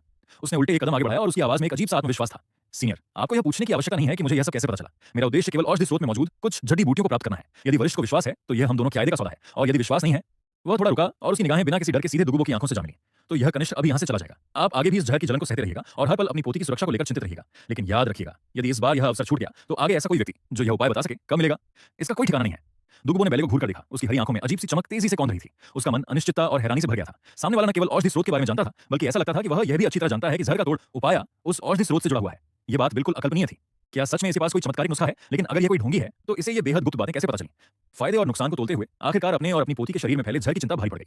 उस असहनीय और नरक समान दर्द से वह बहुत पहले से तंग आ चुका था और अपनी पोती को भी उसी दर्द में तड़पते हुए नहीं देख सकता था। यदि यह तरीका सचमुच इस समस्या को जड़ से खत्म कर सकता है तो औषधि स्रोत की दुर्लभ जड़ी बूटियां भले ही कितनी भी कीमती क्यों न हो, इस जहर को हमेशा के लिए मिटाने के आगे उनकी क्या कीमत थी? ठीक है, दुगुबो ने जोर से हाथ हिलाया और भारी कर्कश आवाज में कहा, मैं तुम्हारी बात मानता हूं। अगर तुम सच में हम दादा पोती के शरीर का जहर दूर कर देते हो तो औषधि स्रोत से तुम्हें जो भी जड़ी बूटी चाहिए तुम चुन सकते हो। लेकिन उसकी बात का रुख बदला और आंखों में जानलेवा नफरत चमक उठी। अगर तुमने मुझसे झूठ बोलने की हिम्मत की या तुम्हारा तरीका बेअसर निकला तो मैं तुम्हें इस दुनिया में आने पर पछताने के लिए मजबूर कर दूंगा। तुम्हारी हड्डियां तक पीसकर हवा में उड़ा दूंगा। सौदा पक्का, बैल ने बिना किसी हिचकिचाहट के तुरंत जवाब दिया। उसके चेहरे पर एक सुकून और हल्की सी उत्सुकता के भाव आ गए। देर करने की कोई जरूरत नहीं है वरिष्ठ, क्यों ना हम अभी औषधि स्रोत की ओर चलें। एक तो मैं वहीं मौके पर आपको जहर दूर करने का तरीका बता दूंगा और दूसरा मेरे लिए भी अपनी जरूरत की सामग्री चुनना आसान हो जाएगा। बेहतर होगा कि दुगुयान भी हमारे साथ चलें। दुगुबो ने पहले बैले को देखा, फिर अपनी पोती दुगुयान की तरफ देखा, जिसकी आंखें उम्मीद और चिंता से भरी हुई थीं। आखिरकार उसने हां में सिर हिला दिया। वह खुद भी बहुत जल्दी में था और एक पल का भी इंतजार नहीं करना चाहता था ताकि तुरंत इस उपाय की सच्चाई परखा जा सके। यान सामान समेटो और मेरे साथ चलो, दुगुबो ने दुगुयान से कहा और फिर तुरंत बैले की तरफ देखकर बोला, लड़के जो कहां हैं याद रखना, चलो। बिना किसी फालतू बात के दुगुबो का काम करने का अंदाज हमेशा से ही काफी तेज और सख्त रहा है। वह दुगुयान और बैले को लेकर सीधे अपनी हवेली से बाहर निकल आया। वे सभी तेजी से हेवनडॉर शहर के बाहर स्थित सनसेट फॉरेस्ट की दिशा में आगे बढ़ गए। दुगुबो एक टाइटल डोलो था, इसलिए उसकी गति बेहद तेज थी। दो लोगों को साथ ले जाने के बावजूद उसकी रफ्तार में कोई कमी नहीं आई।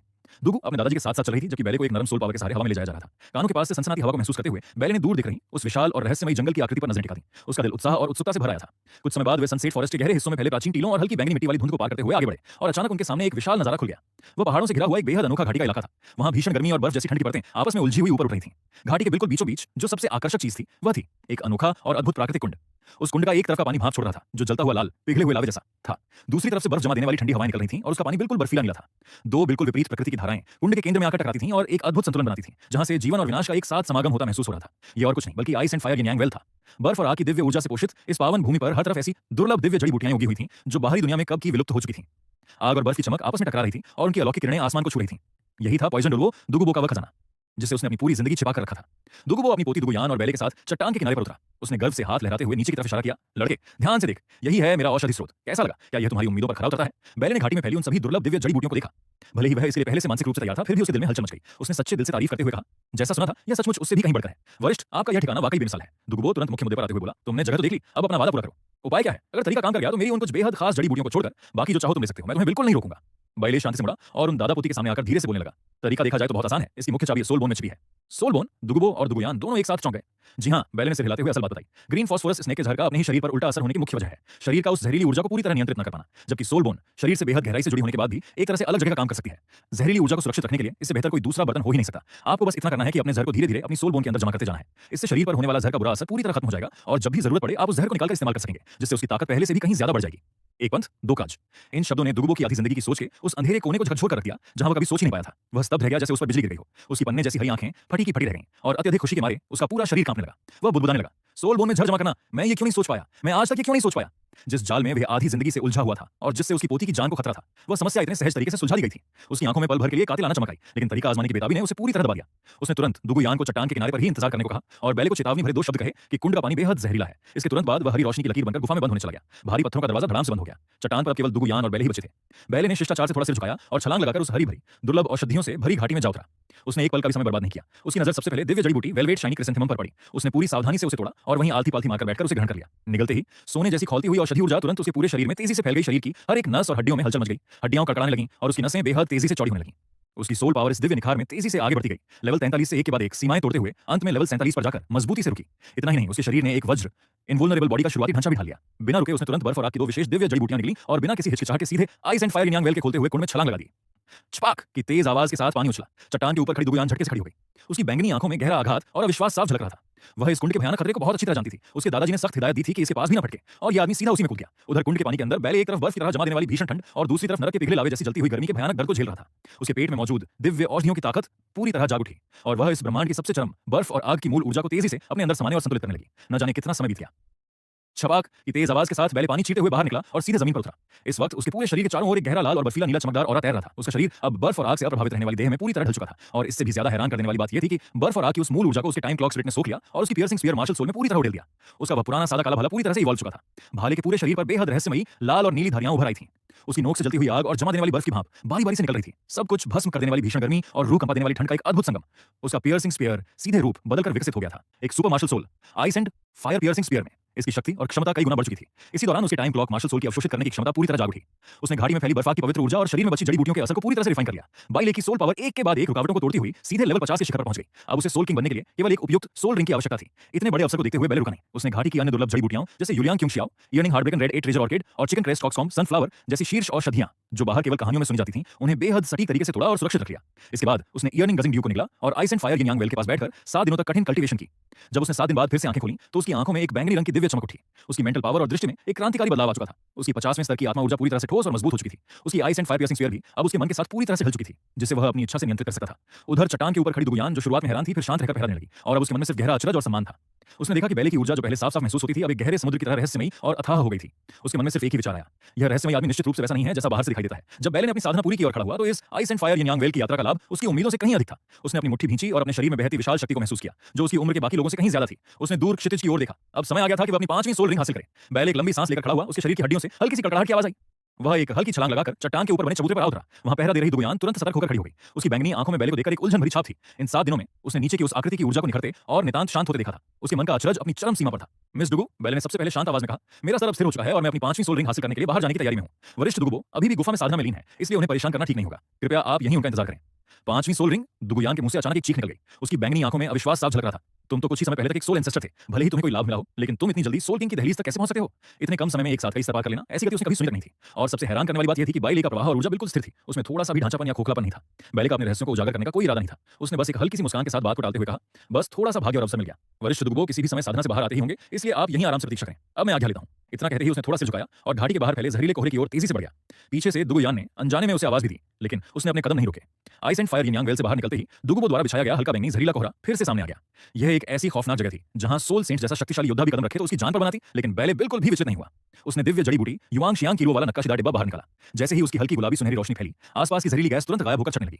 इस जड़ी बूटी जो हर जहर का तोड़ती के सहारे वह आसानी से जहरीले कोहरे को पार कर गया और जल्द ही सनसेट फॉरेस्ट के गहरे घने जंगलों में गायब हो गया। सनसेट फॉरेस्ट विशाल और खतरनाक था, असंख्य शक्तिशाली आत्माजीवों का घर।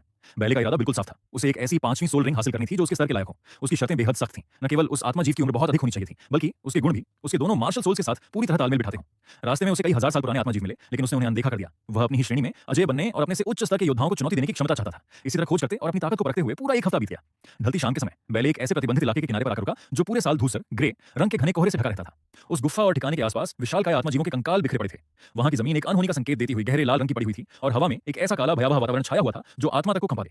जैसे ही उसने ध्यान लगाकर उस जगह का मुआयना करना शुरू किया, गुफा की गहराइयों से एक डरावनी दहाड़ गूंज उठी जिसमें एक असली ड्रैगन का खौफनाक प्रभाव था। एक विशाल काली छाया धीरे-धीरे बाहर निकली। उसका पूरा शरीर ऐसे काले स्केल से ढका हुआ था जो रोशनी तक को निकल रहे थे और उस ड्रैगन के सिर की आंखों के कोठरों में बैंगनी रंग की रूहानी आग जल रही थी और उसकी पीठ पर डार्क एनर्जी से बने पंख फड़फड़ा रहे थे।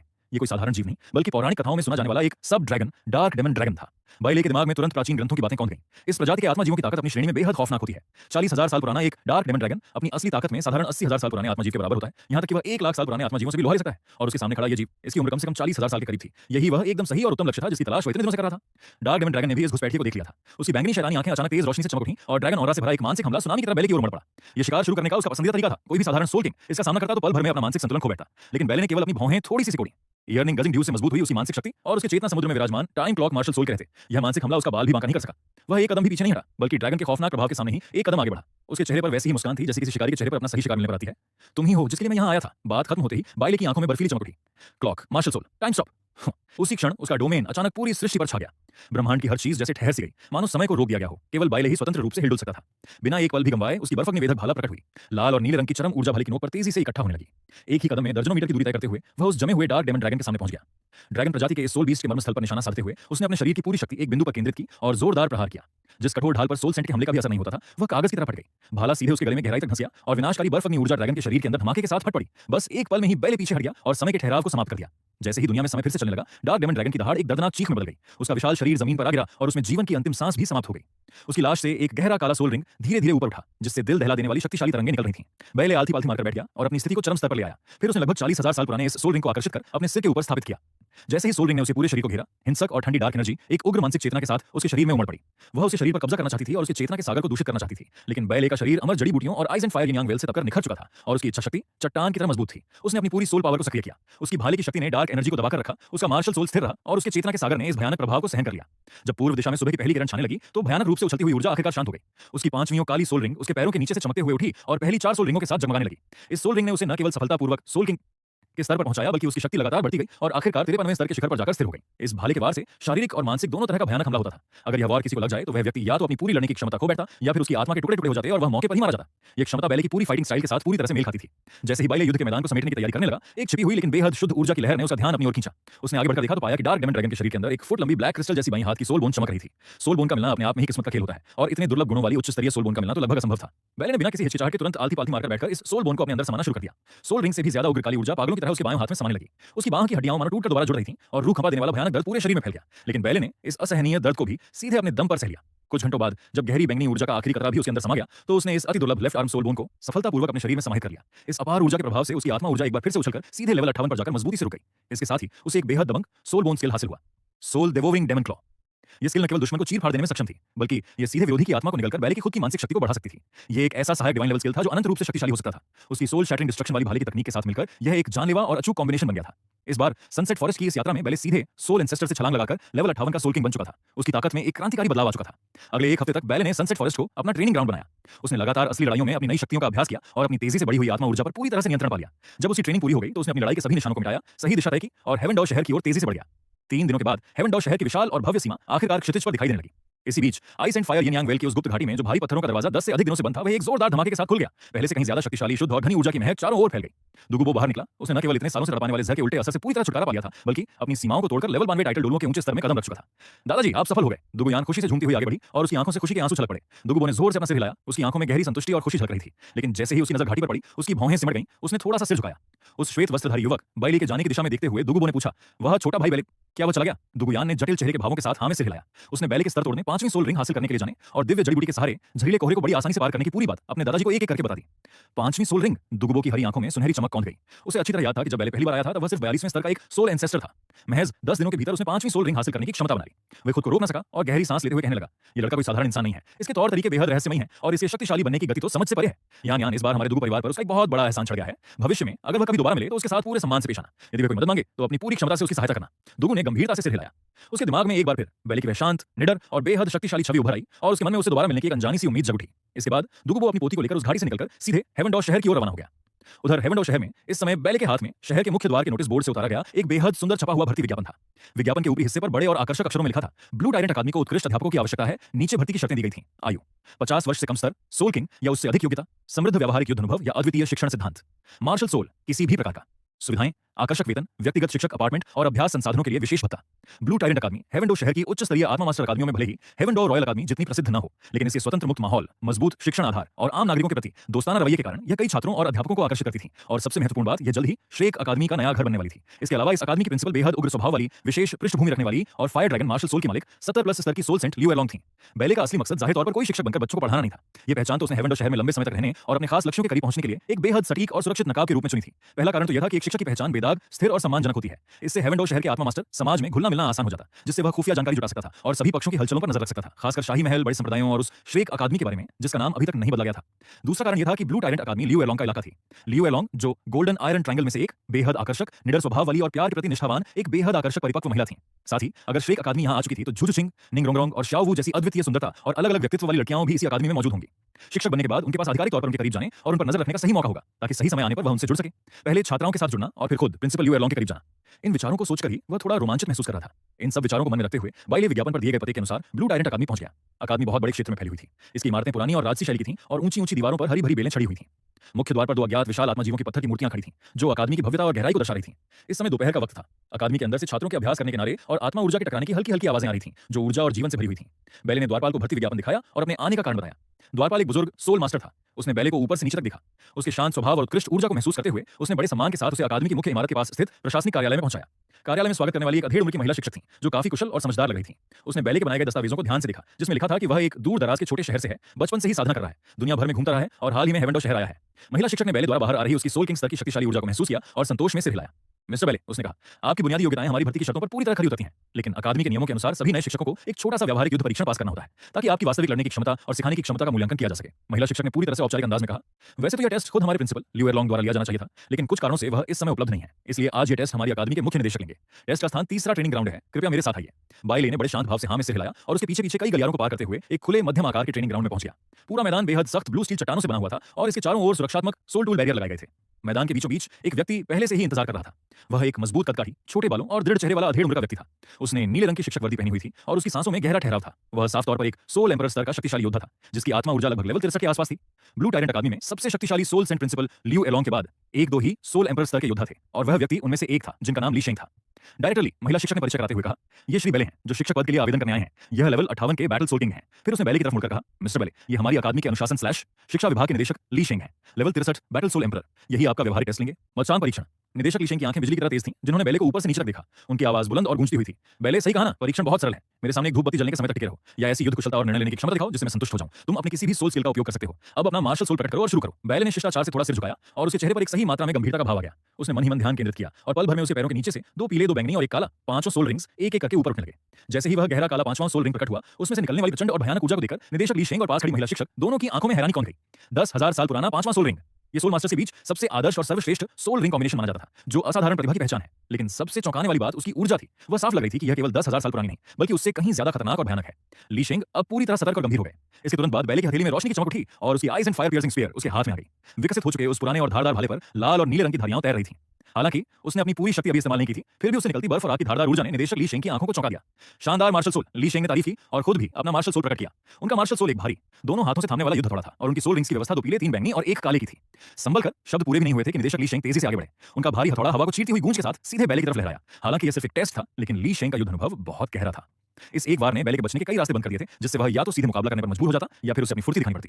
बेले का चेहरा बिल्कुल शांत रहा। उसने अपने पैर को हल्का सा फिसलाया और उसका शरीर किसी साए की तरह आधा कदम पीछे हट गया, जिससे हथौड़ा हवा को चीरता हुआ बिल्कुल पास से निकल गया।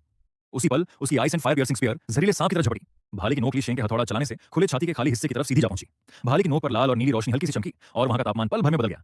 ली शेंग ने तुरंत प्रतिक्रिया दी और अपने हथौड़े को बचाव में ढाल की तरह आगे ले आए। झंकार! भाले और हथौड़े के टकराते ही धातु की एक तीखी और साफ आवाज गूंज उठी। ली शेंग को लगा कि उनके हथौड़े के जरिए एक अजीब और भयानक ताकत उनके हाथों तक पहुंची है। एक तरफ बर्फ जैसी कंपा देने वाली ठंड और दूसरी तरफ झुलसा देने वाली भीषण गर्मी। उनका हाथ पल भर के लिए सुन्न हो गया और उनके मन में एक सिहरन दौड़ गई। तत्व हमला, और वह भी इतना प्रचंड। दोनों तुरंत एक दूसरे से भिड़ गए। बेले ने किसी भी भारी सोल स्किल का इस्तेमाल नहीं किया, यहां तक कि बर्फ और आग की ताकत को भी एक संतुलित सीमा में रखा। वह मुख्य रूप से अपनी लड़ाई की कला और फुर्ती का प्रदर्शन कर रहा था। उसकी अचूक और सटीक भाला कला, उसकी बिजली जैसी तेज फुर्ती और युद्ध के मैदान की स्थिति को भांपने की उसकी अद्भुत क्षमता। उसकी भाले की कला देखने में बिल्कुल सीधी और सरल लगती थी, लेकिन हर बार हमले और बचाव के ठीक बीच के उस बारीक पल में वह विरोधी की कमजोरी या डील को पकड़ लेता था। हमले और बचाव का उसका संतुलन इतना सहज और प्राकृतिक था, जो उसके गहरे व्यावहारिक युद्ध अनुभव और ठंडे शांत दिमाग का साफ सबूत दे रहा था। निदेशक ली शेंग जैसे जैसे लड़ते जा रहे थे, उनका अचरज और बढ़ता जा रहा था। उनका अपना युद्ध अनुभव बेहद गहरा था और तकनीक भी सोल एम्परर के स्तर की थी, लेकिन बाइले के सामने उन्हें ऐसा लग रहा था मानो उनके हाथ पांव बन गए हों। सामने वाले युवक की भाले की कला इतनी मंजी हुई और परिपक्व थी, और दूरी व समय का उसका अंदाजा इतना सटीक था कि हैरान कर दे। उस पर से उसकी बर्फ और आग की दोहरी शक्ति ऐसी थी जिससे बचना नामुमकिन था। कभी वह ठंड से उसकी गतियों को धीमा कर देती, तो कभी गर्मी से उसकी आत्मा ऊर्जा के बहाव में रुकावट डाल देती। इससे भी ज्यादा हैरान करने वाली बात बेले का संयम था। जब ली शेंग ने उसे परखने के लिए जानबूझकर कुछ कमजोरियां दिखाई, तब भी उसने लालच में आकर जल्दबाजी में हमला करने की गलती नहीं की, बल्कि सही समय का चुनाव किया जो सबसे सुरक्षित और सटीक था। उसका ऐसा परिपक्व स्वभाव उसकी उम्र से कहीं ज्यादा अनुभवी लग रहा था। ली शेंग ने खुद अपने कई सोल स्किल्स का इस्तेमाल किया, फिर भी बेले ने बिना किसी दबाव के बेहद आसानी से उन सभी हमलों को विफल कर दिया।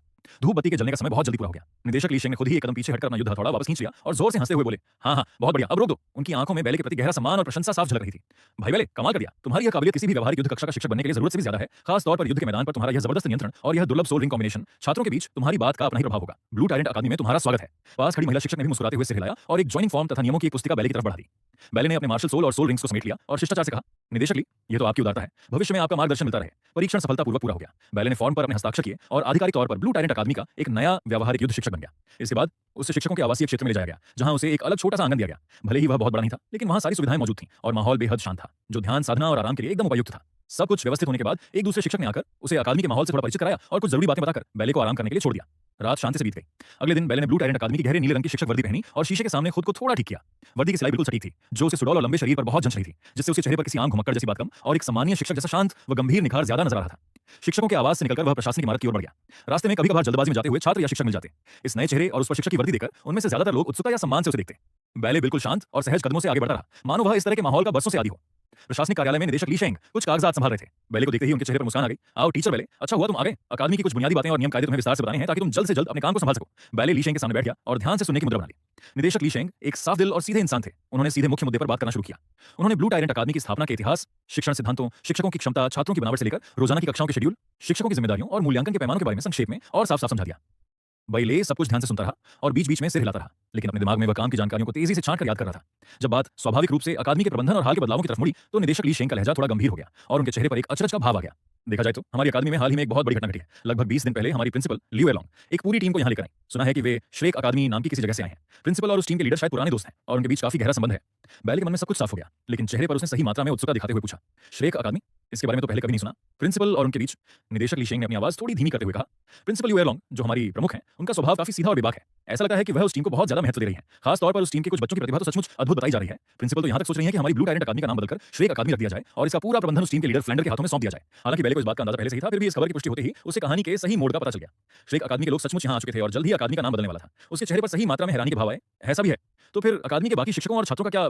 हाँ, शुरुआत में तो कई पुराने शिक्षकों और छात्रों के मन में काफी सवाल थे। निदेशक ली शेंग ने एक ठंडी सांस लेते हुए कहा, आखिरकार ब्लू टायरेंट अकादमी नाम इतने सालों से चला आ रहा था, लेकिन प्रिंसिपल का इरादा बहुत पक्का है। इसके अलावा वह लीडर फ्लैंडर और उनके साथ आए बाकी शिक्षक भी सचमुच काफी काबिल नजर आते हैं। सबको इस बदलाव में ढलने का मौका देने के लिए प्रिंसिपल ने 1 महीने की मोहलत दी है। अब नाम बदलने में लगभग 10 दिन का समय और बचा है। इस बीच सभी कक्षाएं और काम पहले की तरह सामान्य रूप से चल रहे हैं और हम पुराने लोगों को भी माहौल को संभालने में मदद करनी पड़ रही है। थोड़ा रुककर ली शेंग ने बैले की ओर देखा। टीचर बैले, तुम्हारा इस समय आना वाकई एक बढ़िया इत्तेफाक है। तुम इस बदलाव के दौर को अच्छे से समझ पाओगे। प्रिंसिपल और फ्लैंडर की टीम इस वक्त ज्यादातर समय श्रेक के उन बच्चों को लेकर पिछली पहाड़ी पर विशेष ट्रेनिंग दे रही है, इसलिए वे कम ही बाहर आते हैं। अकादमी के रोजाना के काम फिलहाल हम कुछ डायरेक्टर्स ही संभाल रहे हैं। पिछली पहाड़ी पर विशेष ट्रेनिंग? बैलो की आंखों में हल्की सी चमक आई। इससे यह साफ हो गया कि अकादमी के मुख्य हिस्से में तांग सांड और बाकी लोग क्यों नहीं दिख रहे थे। निदेशक ली शेंग के दिमाग में अचानक कुछ आया और उनके चेहरे की मुस्कान और गहरी हो गई। वैसे टीचर बैले, तुम इतने शक्तिशाली हो और हमारे यहाँ नए शामिल हुए एक उत्कृष्ट शिक्षक हो। नियम और शिष्टाचार के हिसाब से तुम्हें प्रिंसिपल से मिलवाना और फ्लैंडर की टीम से परिचय कराना तो बनता ही है। आखिर आगे चलकर सबको एक ही अकादमी में काम करना है तो पहचान होना जरूरी है। अच्छा हुआ कि अभी मेरे पास थोड़ा खाली समय है, क्यों ना मैं तुम्हें अभी पिछली पहाड़ी ले चलूं। ये प्रस्ताव तो बैले के मन के बिल्कुल मुफिक था, इसलिए वह तुरंत खड़ा हुआ और बड़े शिष्टाचार से बोला, तब तो आपका बहुत बहुत धन्यवाद निदेशक ली। दोनों प्रशासनिक इमारत से बाहर निकले। उन्होंने अकादमी के मुख्य ट्रेनिंग ग्राउंड और कई कक्षाओं वाले हिस्सों को पार किया और पीछे की ओर बढ़ने लगे। वे जितना पीछे जा रहे थे, माहौल उतना ही शांत और हरा भरा होता जा रहा था। इमारतें कम होने लगीं और पेड़ पौधों का घना जंगल बढ़ने लगा। एक नीले पत्थरों वाला छोटा सा रास्ता मुड़ते हुए उस पहाड़ी जंगल की ओर जा रहा था, जिसे अकादमी की सीमा में घेरा गया था। यही ब्लू टायरेंट अकादमी की निजी पिछली पहाड़ी थी। मूल रूप से यह जगह प्रिंसिपल लियू एलोंग का निवास स्थान हुआ करती थी, जो एक तरह से अकादमी का प्रतिबंधित क्षेत्र माना जाता था। लेकिन श्रेक अकादमी के आने के बाद यह श्रेक के मुख्य छात्रों के विशेष अभ्यास का स्थान बन गई थी। उस छोटे रास्ते पर आगे बढ़ते हुए हवा में पेड़ पौधों की सूंधी महक घुलने लगी और चारों ओर गहरा सन्नाटा छा गया। लगभग 15 मिनट तक चलने के बाद जंगल के बीच एक छोटी सी खुली जगह दिखाई दी। उस जगह के किनारे एक सादी लेकिन मजबूत लकड़ी की झोपड़ी बनी हुई थी। पास में ही लकड़ी की कुछ साधारण मेज कुर्सियां रखी थीं, जो एक अस्थायी विश्राम स्थल जैसी लग रही थीं। इस समय उस खुली जगह पर कुछ लोग मौजूद थे। बैले की नजर तुरंत उन्हीं पर टिक गई। सबसे पहले उसकी नजर लकड़ी की झोपड़ी के पास अपने हाथ सीने पर बांधकर खड़ी एक महिला पर पड़ी। वह लगभग 30 वर्ष की लग रही थी। उसका कद काफी लंबा था, यहाँ तक कि आम पुरुषों से भी थोड़ा ऊंचा। एक सादे नीले हरे रंग के लिबास में भी उसका शरीर एकदम कसा हुआ, सीधा और वीरतापूर्ण आकर्षण से भरा नजर आ रहा था। निखरा हुआ और भव्य था। उसकी भवों के बीच एक जन्मजात जंगलीपन और बेबाकपन झलक रहा था। उसकी आंखें चील की तरह तेज थीं और उसकी एक नजर ही दूसरों पर भारी दबाव डालने के लिए काफी थी। वह और कोई नहीं बल्कि ब्लू टायरेंट अकादमी की प्रिंसिपल लियू एलोंग थी। ऐसा लग रहा था कि उसने अभी-अभी अभ्यास या हिदायत का काम खत्म किया था। उसके माथे पर पसीने की छोटी-छोटी बूंदें चमक रही थीं। उसकी सांसें थोड़ी उखड़ी हुई थीं और उसे चारों ओर दहती हुई आत्मा ऊर्जा का एहसास अभी भी बाकी था। वह किसी भी पल भड़क उठने वाली मादा शेरनी जैसी लग रही थी। एक परिपक्व महिला के अनोखे आकर्षण, नजाकत और खतरे का एक अद्भुत संगम। लियू एलोंग के पास ही थोड़ी दूरी पर 3 युवा लड़कियां कुछ बैठी और कुछ खड़ी थीं। वे शायद आराम कर रही थीं और आपस में धीमी आवाज में कुछ बातें कर रही थीं। उनमें से एक लड़की छोटे कद की थी, लेकिन उसका शारीरिक गठन एकदम सुडौल और सही अनुपात में था। उसने गुलाबी रंग के साधारण कपड़े पहने हुए थे और उसकी लंबी बिच्छू जैसी छोटी उसकी हर हरकत के साथ धीरे-धीरे हिल रही थी। उसका चेहरा किसी चीनी मिट्टी की गुड़िया की तरह नाजुक और सुंदर था। उसकी बड़ी-बड़ी आंखें चमक रही थीं, जो चंचलता और फुर्ती से भरी थीं। उसकी त्वचा एकदम गोरी और निखरी हुई थी और उसके होंठों पर कुदरती तौर पर एक शरारती मुस्कान रहती थी। वह पूरी तरह से ताजगी और जवानी के जोश से भरी हुई थी। वह और कोई नहीं बल्कि श्याओ वू थी। दूसरी लड़की श्याओ वू से बिल्कुल अलग और एक साफ कंट्रास्ट बना रही थी। उसका कद लंबा और सुडौल था। उसने काले रंग की कसी हुई लेदर की पोशाक पहनी हुई थी, जो उसे और भी रहस्यमय बना रही थी। उसके लंबे काले बाल सरलता से पीछे बंधे हुए थे, जिससे उसकी गोरी और लंबी गर्दन तथा एक बेहद हसीन लेकिन बर्फीला चेहरा साफ दिख रहा था। उसकी आंखें और चेहरे का नक्शा किसी तराशी हुई मूरत जैसा था, लेकिन उसकी निगाहों में एक गहरा ठहराव और बर्फीलापन था, मानो वह एक गहरी शांत झील हो जो हर किसी से एक दूरी बनाकर रखती है। केवल जब वह अपनी सहेलियों की तरफ देखती, तब उसकी आंखों में बहुत हल्की सी अपनायत झलकती थी। वह थी झू झुछिंग। तीसरी लड़की का अंदाज इन दोनों से बिल्कुल जुदा था। उसने हल्के नीले रंग की रेशमी लंबी पोशाक पहनी हुई थी, जिसके निचले हिस्से पर बादलों के बेहद खूबसूरत धागों की नक्काशी थी, जो उसे बहुत शालीन और राजसी लुक दे रही थी। उसके कमर तक लंबे मुलायम बाल थे, जिनका रंग एक दुर्लभ हल्का हरा था और जो जंगल की धूप में सुनहरी चमक छोड़ रहे थे। उसका चेहरा बेहद खूबसूरत, गरिमापूर्ण और एक नजर में आकर्षित कर लेने वाला था। उसकी त्वचा बर्फ की तरह गोरी थी और आंखें गहरी काली मणियों जैसी थीं। उसकी आंखों और अदाओं में एक बड़े घराने की लाडली राजकुमारी जैसी बेफिक्री और नजाकत साफ दिखती थी, लेकिन साथ ही एक लड़की की कोमलता भी कायम थी। इस समय वह अपने होंठ थोड़े सिकोड़े हुए थी, मानो अभ्यास की थकान की शिकायत कर रही थी, लेकिन उसकी अदा स्वतः ही एक बेहद प्यारी और लाडली नजाकत बयान कर रही थी। ये और कोई नहीं बल्कि 7 ट्रेजर्स ग्लेज्ड टाइल क्लैन की छोटी राजकुमारी निंग रोंगरोंग थी। लियू एरलॉन्ग का साहसी और निखरा हुआ अंदाज, शाओ वू की चंचलता व मासूमियत, झू झू छिंग का बर्फीला व दृढ़ स्वभाव और निंग रोंगरोंग का हसीन व लाडलापन, चारों अलग अलग अंदाज और मिजाज वाली खूबसूरत महिलाएं एक ही जगह मौजूद होकर एक बेहद आकर्षक और मनमोहक दृश्य बना रही थीं। बाइले का इरादा भले ही बेहद मजबूत था और वह बीबी दोंग, चियान रेनशिउ और हू लियाना जैसी अद्वितीय सुंदरियों को देख चुका था, फिर भी इस समय उसकी आंखें पल भर के लिए ठहर गईं। उसके मन में तारीफ के भाव उमड़े। हर औरत का मिजाज अलग होता है और हर किसी का आकर्षण भी पूरी तरह से अनोखा होता है। निदेशक ली शेंग जब बैले को लेकर आगे बढ़े तो लियू एरलॉन्ग ने सबसे पहले उन्हें देखा और उसकी तेज नजरें तुरंत उन पर टिक गईं।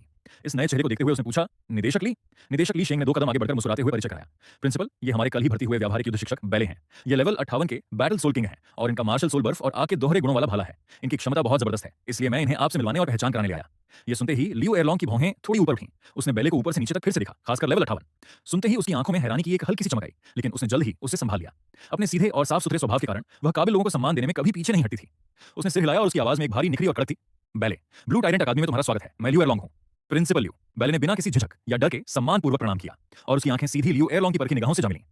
फ्लैंडर और ग्रैंड मास्टर यू शाओगंग बाकी लड़कों को लेकर दूसरी जगह विशेष ट्रेनिंग देने गए हैं, इसलिए वे यहां नहीं हैं, लियू एरलॉन्ग ने संक्षेप में बताया और फिर पास ही खड़ी उन तीनों लड़कियों की तरफ इशारा किया। ये लड़कियां श्रेक अकादमी की होनहार छात्राएं हैं जो फिलहाल मेरे साथ अभ्यास कर रही हैं। शाओ वू, जुचिंग, रोंग रोंग, ये तुम्हारे नए शिक्षक टीचर बैले हैं। तीनों लड़कियों ने भी अपनी नजरें बैले पर टिका दी। शाओ वू ने उत्सुकता से अपनी बड़ी बड़ी आंखें झपकाईं। झू झुछिंग हमेशा की तरह बर्फीली और शांत बनी रही, बस उसने हल्का सा सिर हिलाया। जबकि निंग रोंगरोंग ने एक बड़े घराने की शालीन राजकुमारी की तरह बेहद शिष्टता से मुस्कुराकर अभिवादन किया। नमस्ते टीचर बैले, तीनों ने एक साथ कहा, जिनकी आवाजों की अपनी अपनी एक अलग मिठास थी। बैले ने हल्का सा मुस्कुराते हुए सिर हिलाकर जवाब दिया, आप सभी को नमस्कार। उसकी नजरें एक एक करके तीनों लड़कियों पर गईं। देखने में यह एक आम पहली मुलाकात की तरह लग रही थी, लेकिन इयररिंग गजिंग ड्यू से तेज हुई। उसकी दिव्य दृष्टि और बारीक समझ की बदौलत उसने एक ही पल में तीनों की सूक्ष्म अदाओं, सांसों और अनजाने में हुए छोटे छोटे इशारों को भी भांप लिया। शाओ वू की गुलाबी ताजगी, चंचलता और मासूमियत, झू झू छिंग की बर्फीली शांत छवि के पीछे की दृढ़ता और छुपा हुआ एक हल्का सा तनाव, और निंग रोंगरोंग के राजसी अंदाज के पीछे लाड़ प्यार में पली हुई नजाकत व नई चीजों को जानने की उत्सुकता। निदेशक ली, आप पहले टीचर बैले को अकादमी के रोजाना अभ्यास वाले इलाकों का दौरा करा दें और फिर जाकर उनकी आगे की कक्षाओं का शेड्यूल तय कर दें, लियू एरलॉन्ग ने ली शेंग से कहा। फिर उसने बैले की तरफ देखकर थोड़े नरम लहजे में कहा, टीचर बैले, अकादमी इस समय बदलाव के दौर से गुजर रही है, ऐसे में आपका यहाँ आना बहुत अच्छी बात है। आगे व्यावहारिक युद्ध की कक्षाओं पर थोड़ा ध्यान दीजिएगा। अगर कोई परेशानी आए तो आप सीधे निदेशक ली से बात कर सकते हैं या बाद में मुझसे भी मिल सकते हैं। आप निश्चित रहें प्रिंसिपल, मैं अपनी पूरी निष्ठा से काम करूंगा, बैले ने शांत और गंभीर होकर जवाब दिया। लियू एरलॉन्ग ने आगे कुछ नहीं कहा और हाथ हिलाकर तीनों लड़कियों को फिर से अभ्यास शुरू करने की तैयारी में लगा दिया। निदेशक ली शेंग ने लियू एरलॉन्ग और तीनों लड़कियों से विदा ली और बैले को लेकर पिछली पहाड़ी से बाहर निकालकर अकादमी के मुख्य शिक्षण क्षेत्र की ओर ले आए। रास्ते में चलते चलते ली शेंग हर एक जगह की उपयोगिता समझाते रहे कि कौन कौन से इलाके प्रिंसिपल और श्रे की टीम की विशेष ट्रेनिंग के लिए हैं और कौन कौन से हिस्से आम शिक्षक और छात्र आवेदन करके इस्तेमाल कर सकते हैं।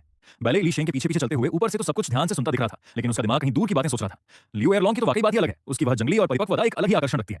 शाओ वू, झू झुछिंग और निंग रोंगरोंग भी अपनी अपनी जगह बेमिसाल हैं। तीनों ही दुर्लभ सुंदरियां हैं और सबसे अच्छी बात यह है कि वे सभी इस समय इसी अकादमी में मौजूद हैं और एक ही जगह पर हैं, जिससे मेरे लिए आगे के रास्ते काफी आसान हो गए हैं। शिक्षक बनना वाकई एक बहुत मास्टर स्ट्रोक चाल साबित हुआ, बैले ने मन ही मन सोचा। देखते ही देखते शाम ढल गई। पूरे दिन अकादमी का जायजा लेने और निदेशक ली शेंग से काफी देर बातचीत करने के बाद वह अपने आवास पर वापस आ गया। दरवाजा बंद करते ही कमरे में सन्नाटा छा गया और वह अकेला रह गया। बैले ने संक्षेप में फ्रेश होकर अपने सफर की धूल और जंगल की खुशबू को धोया। उसने एक आरामदायक सादे कपड़े पहने और बिस्तर पर आलथी पालथी मारकर बैठ गया। उसने तुरंत साधना शुरू नहीं की, बल्कि धीरे धीरे अपनी आंखें बंद की और अपनी पूरी चेतना को अपनी मानसिक दुनिया की गहराइयों में उतार दिया। वहां 2 चीजें हवा में तैर रही थीं, एक तो लाल और नीले रंग की धारियों वाली बर्फ और आग की सांसें छोड़ती हुई भाले की परछाई, ice and fire piercing spear, और दूसरी वह प्राचीन रहस्यमयी चांदी जैसे सफेद रंग की घड़ी, क्लॉक मार्शल सोल, जिसकी सुइयां हमेशा के लिए ठहरी हुई थीं।